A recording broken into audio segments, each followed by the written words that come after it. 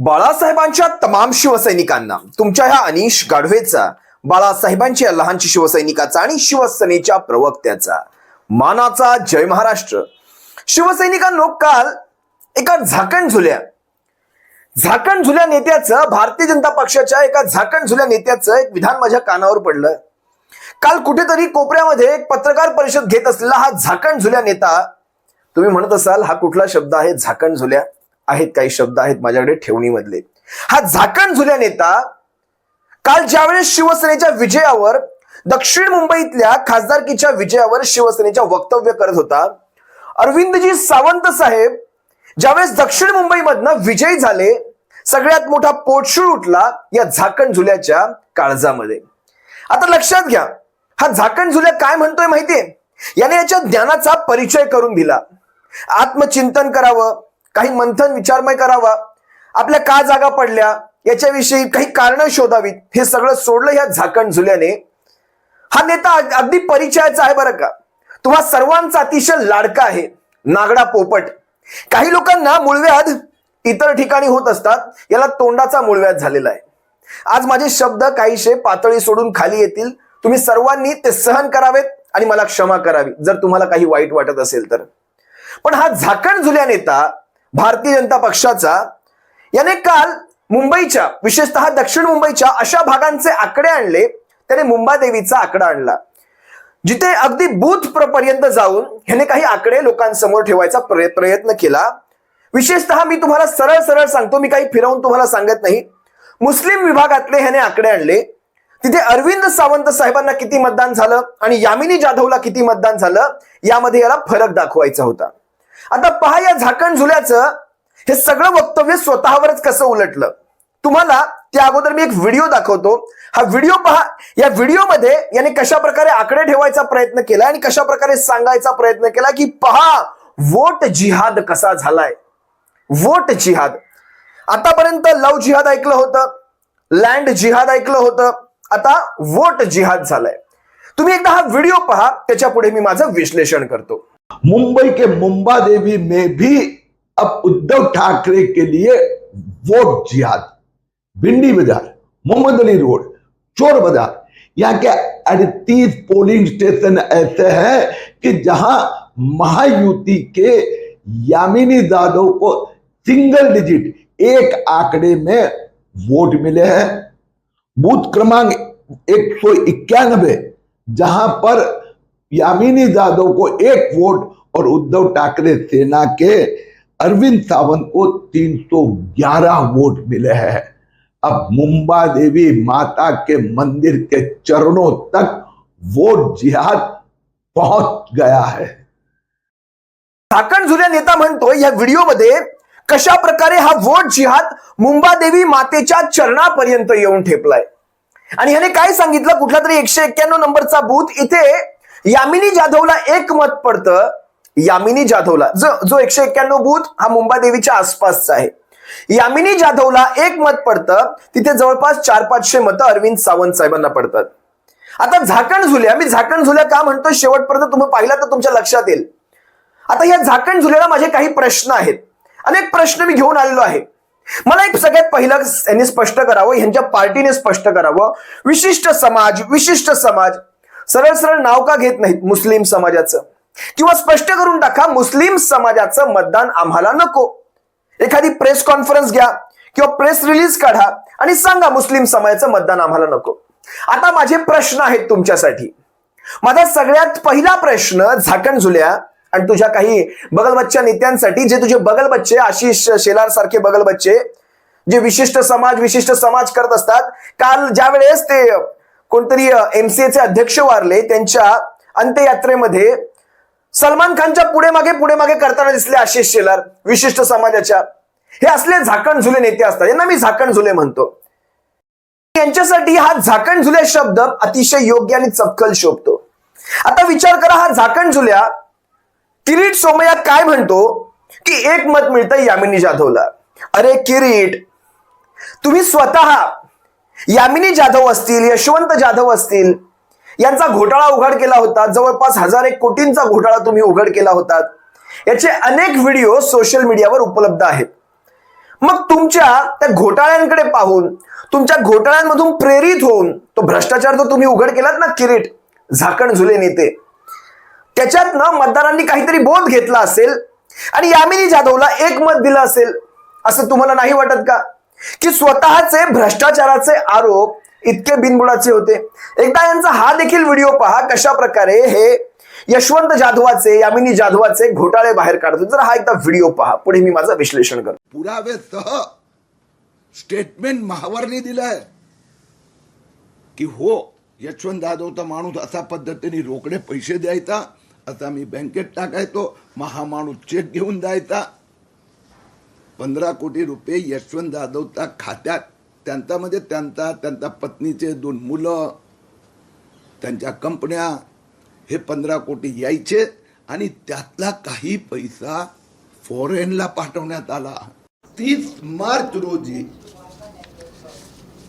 मार्च 2012 रोजी 10 दिवसात ज्या कंपनीचे एक दमडी तर व्यवहार नाही, टर्नओव्हर नाही, बिझनेस नाही, ती कंपनी यशवंत जाधव कडून 3 लाख रुपये घेतात.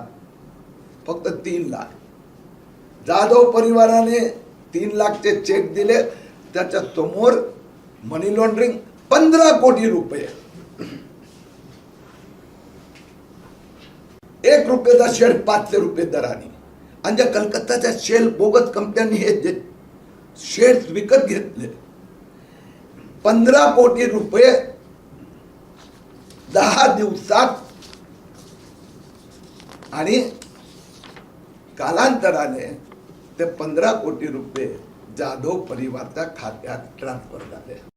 झाकण झुल्यांनी स्वतः अशा प्रकारचा घोटाळा बाहेर काढायचा आणि लोकांनी ज्या वेळेस या घोटाळ्याच्या विरोधात मतदान केलं तर म्हणायचं विशिष्ट समाजाचं मतदान. आणि हा विशिष्ट समाज म्हणजे नेमका कोण हो?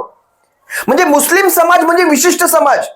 पण त्याचबरोबर आपण देखील एका विशिष्ट प्रांतीयांची मतदान घेऊन येता, त्यांचं मतदान तुम्हाला 100% पडतं. त्यावेळेस झाकण झुल्या हो, तुम्हाला असं नाही वाटत का तुम्ही हा प्रांतीय, तिकडचं वोट जिहाद, मग इकडचं काय ढोकळा मतदान जिहाद, याला ढोकळा जिहाद म्हणायचं का? अतिशय योग्य शब्द सुचला मला, ढोकळा जिहाद. इथून पुढे याला नाव आपण ढोकळा जिहादच देऊयात. आता विचार करा, ज्या भागामध्ये यामिनी जाधवला 1 मत पडलंय त्या भागामध्ये काय एकच हिंदू राहत होता? बाकी सगळे मुस्लिम राहत होते. मुंबई देवीच्या पायथ्याला फक्त 1 हिंदू राहतो, बाकी सगळे मुस्लिम राहतात. अरे झाकण झुल्या, तुला हिंदूंनी देखील नाकारलं, हे तुम्ही कधीतरी तुमच्या पचनी पडणार आहे का? मला एक आणखी एक उदाहरण देतो. चला, आता सुस्तय म्हणून बोलतोय. अयोध्येमध्ये नेमकं काय झालं बरं? अयोध्येमध्ये भारतीय जनता पक्षाचा जो दारुण पराभव, दारुण ठोकला तुम्हाला भारतीय जनता पक्षाला, ते काय होतं मग? झाकण झुल्या हो, आपल्याला हिंदूंनी देखील नाकारला. 89% लोकसंख्या महाराष्ट्रामध्ये हिंदू आहे. मग महाराष्ट्रभरामध्ये झाकण झुल्या हो, तुम्हाला हिंदू जनतेने का नाकारला? महाराष्ट्रामध्ये जवळपास 16 असे मतदारसंघ आहेत जिथे मुस्लिमांची पॉप्युलेशन, मुस्लिमांची लोकसंख्या ही 5% आतमध्ये आहे.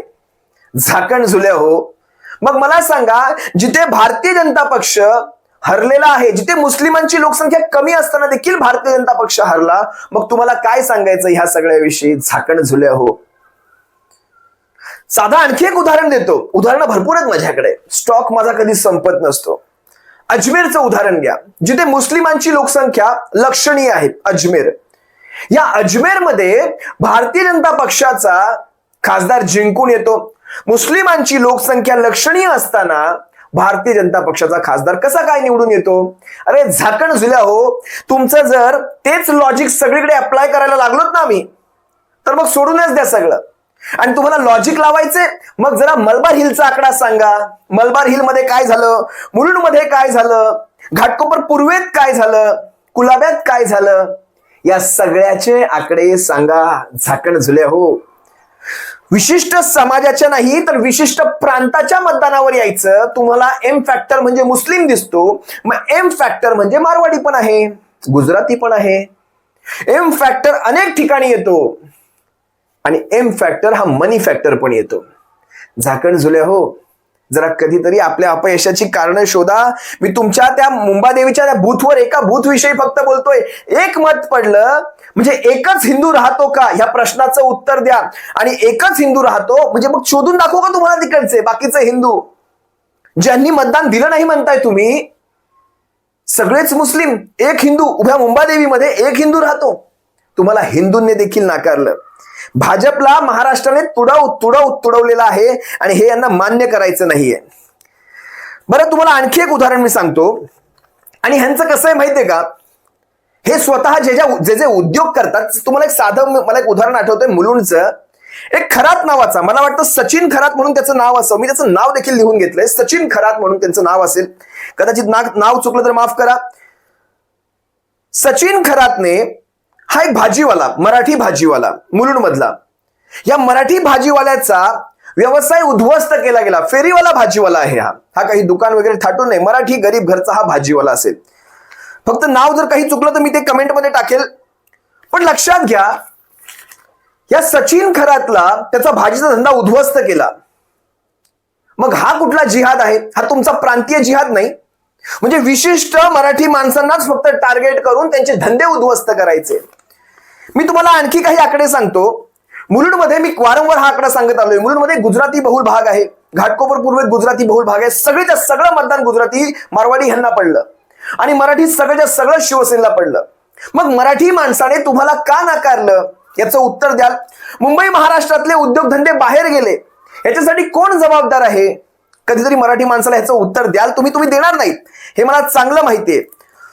होय, सचिन खरात, मला त्याचं नाव मिळालेलं आहे, सचिन खरात. मग आता मला सांगा, हे जे गुजराती मारवाडी मतदान तुम्ही घेताय याला काय म्हणायचं? वोट चोरी जिहाद म्हणायचं?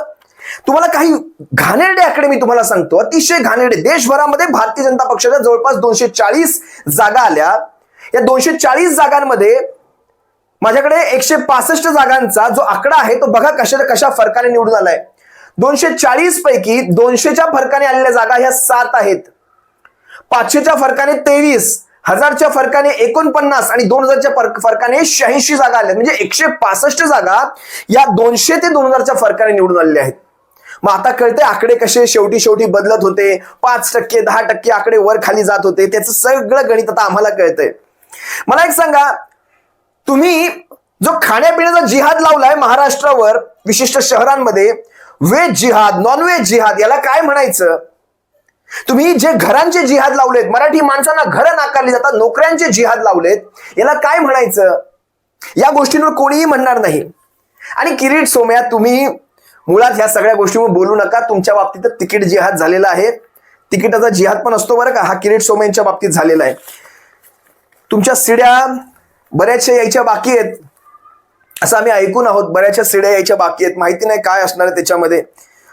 तुम्ही सणांमध्ये वाद घातले. नवरात्री आणि गणपतीमध्ये वाद घातले. गणपती कोणाचा? मराठी माणसाचा. नवरात्री कोणाची? तर तुमची. म्हणजे सण सुद्धा वाटून घेतलात तुम्ही आणि तुम्ही आम्हाला सांगणार. मला खरं तर ते सीडीचं मगाशी आठवलं.